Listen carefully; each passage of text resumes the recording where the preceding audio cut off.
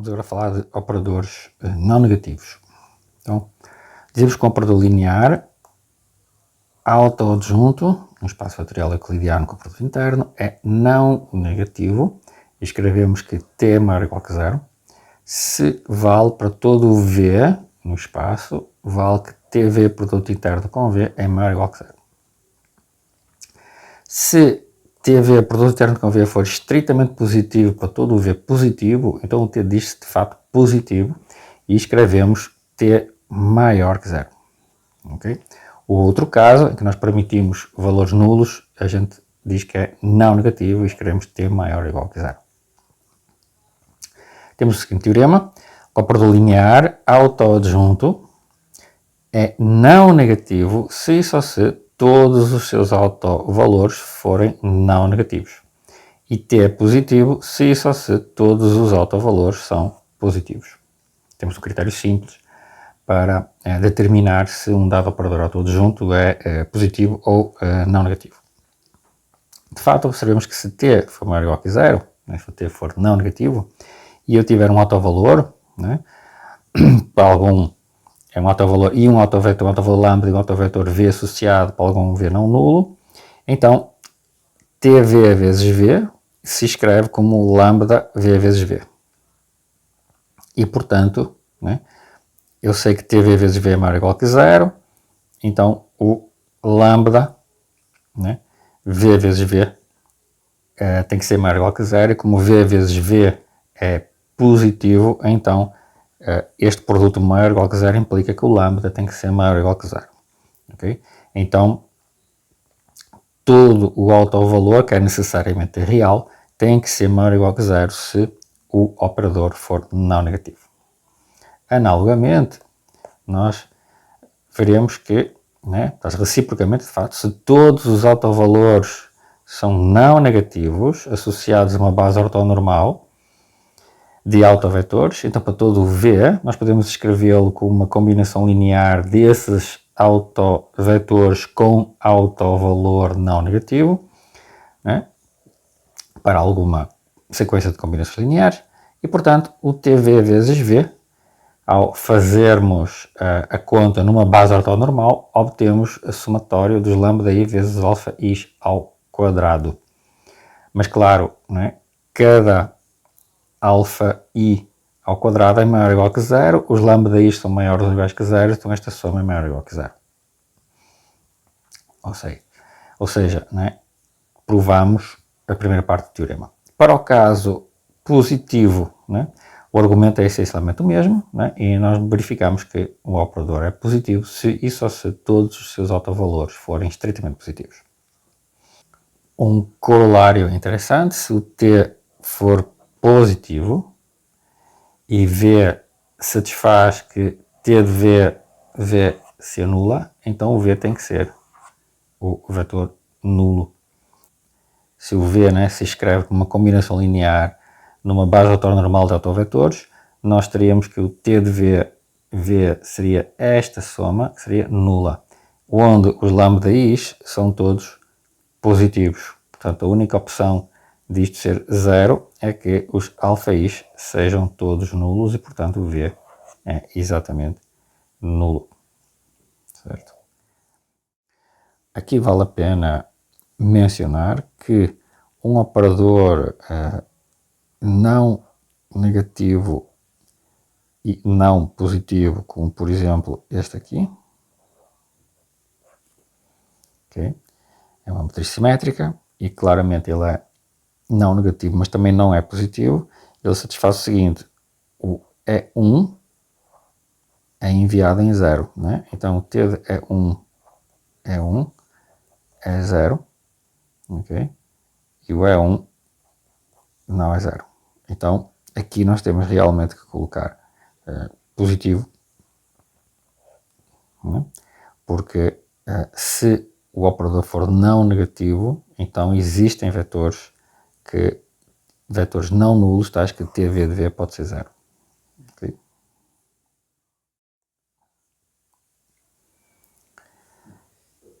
Observemos também o seguinte: se um operador autoadjunto é positivo, Isto é equivalente a dizer que ele é não negativo e invertível.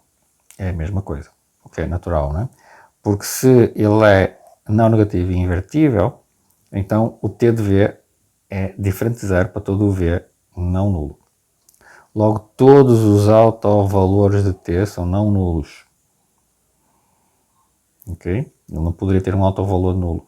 Logo, todos eles são estritamente positivos, porque eu já sei que eles são não negativos. Eles não podem ser nulos. Portanto, o T é positivo. As recíprocas são óbvias. Se o T é positivo, então o TV é diferente de zero para todo o V não nulo. Né?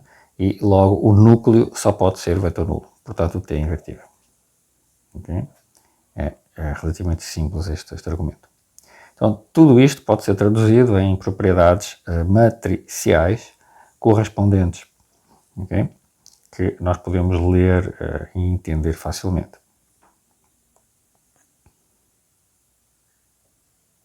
Se a matriz A é simétrica, ou seja, a matriz corresponde a um operador autoadjunto, então existe uma matriz ortogonal Q, isto é, tal que QT igual a identidade, tal que QTAQ é uma matriz diagonal. Porque isto corresponde à diagonalização. Os elementos da diagonal de lambda são os autovalores de A e as colunas de Q são os respectivos autovetores. Uma matriz simétrica é positiva se e só se os autovalores são estritamente positivos. E é não negativa se e só se os autovalores são todos não negativos. Ok? Portanto, é a interpretação matricial destes mesmos resultados. Podemos agora falar de raízes quadradas de operadores não negativos. Um operador linear B é raiz quadrada de um operador linear T se o T for igual a B ao quadrado, B composto com B.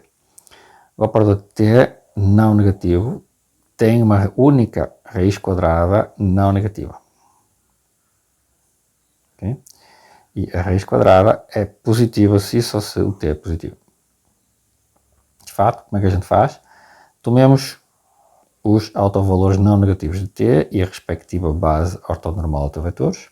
Tomemos V e a sua, um V é um elemento do espaço, a sua decomposição como elementos da base, uma combinação linear de elementos da base, e seja T de V a imagem como a expressão trivial, lambda I, alfa I vezes o I, uma vez que cada UI é um autovetor. E vamos definir agora o B de V como a soma, a mesma combinação linear, mas substituindo o lambda I pela raiz lambda I. Nós podemos fazer isso porque a de lambda I é maior ou igual que zero, então está tudo bem definido. Obtemos então uma aplicação linear. Esta aplicação linear satisfaz que B composto com B é T. Podemos verificar isto facilmente. Além disso, B é autoadjunta. B é autoadjunta, pois a sua matriz é diagonal. Em relação em relação a essa base ortonormal. Né? E o raiz de lambda é maior que zero, logo o B, né? cada autovalor de B é um número não negativo, logo a B é não negativo. Se o lambda I for positivo, então a raiz lambda I é positiva. Logo o T é positivo se só se o B é positivo. Ok? A única coisa que nos falta ainda fazer é a unicidade do B. Okay? Então, para conferir a unicidade, observemos o seguinte. Vamos então agora assumir que C2 igual a T para algum C e vamos assumir que o C é não negativo. Ou seja, C é autoadjunto e C é maior ou igual que zero. E vamos verificar que o C tem que ser igual ao B. Isto prova a unicidade entre os operadores não negativos, a operador da raiz quadrada. Então, primeiro verificamos que o C comuta com o T. Claramente, né, como o T é C composto com C, então TC é C composto com C 3 vezes, portanto é a mesma coisa que C composto com C quadrado, que é a mesma coisa que CT. Então, o C conta com o T. A partir daí, nós verificamos que todo o autoespaço de T é C invariante. Se TV é igual a lambda V, então o TCV é igual a CTV é igual a lambda CV. Portanto, CV é também um autovetor de autovalor C. Ou seja, o C do E lambda, o C do autoespaço correspondente ao autovalor E lambda, está contido no E lambda. Então, o E lambda é CT invariante. Perdão, o E lambda é C invariante. Lambda é C invariante. O único autovalor de C em E lambda é raiz lambda. Se o W em lambda é um autovetor de C, então CW é gama de W para algum gama, e o C2W, que é TW, é gama ao quadrado de W. Sendo que este gama ao quadrado de W, que é o TW, tem que ser lambda W. Logo, o gama ao quadrado tem que ser lambda e, portanto, o gama tem que ser raiz lambda. Depois lembremos que o C é autoadjunto. Como o C é autoadjunto, então, no autoespaço invariante, ele tem que ter uma base de vetores próprios. Portanto, ele tem autovetores. E nós acabamos de ver que todo autovetor isto corresponde a um autovalor que é raiz lambda, só tem esse autovalor. Logo, o C lambda tem que ser o raiz de lambda vezes a identidade, né? Vezes lambda em cada autoespaço é lambda I. Logo, o C, conhecido como B, é restrito a cada autoespaço. Okay? Porque o C é exatamente a multiplicação por raiz de lambda I no autoespaço é lambda I. Portanto, o C tem que ser igual ao B, porque o E é a soma direta destes autoespaços e o C e B são operadores lineares. Okay? Isto completa a prova de existência e unicidade da raiz quadrada, unicidade entre os operadores que são não negativos, portanto que são autoadjuntos e não negativos. Observamos agora que se eu tenho dois operadores autoadjuntos que comutam, então temos autovetores comuns, né?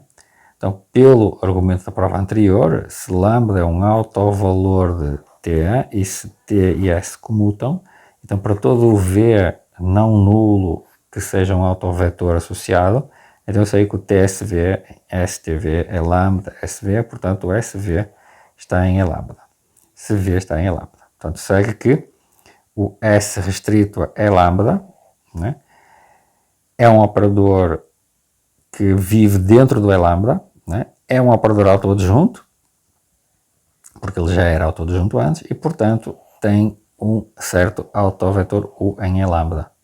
Mas esse autovetor U em E lambda também é um autovetor de T, como todos os elementos de E lambda. Okay? Então ele tem autovetor em comum. Uma observação também em relação à unicidade das raízes quadradas.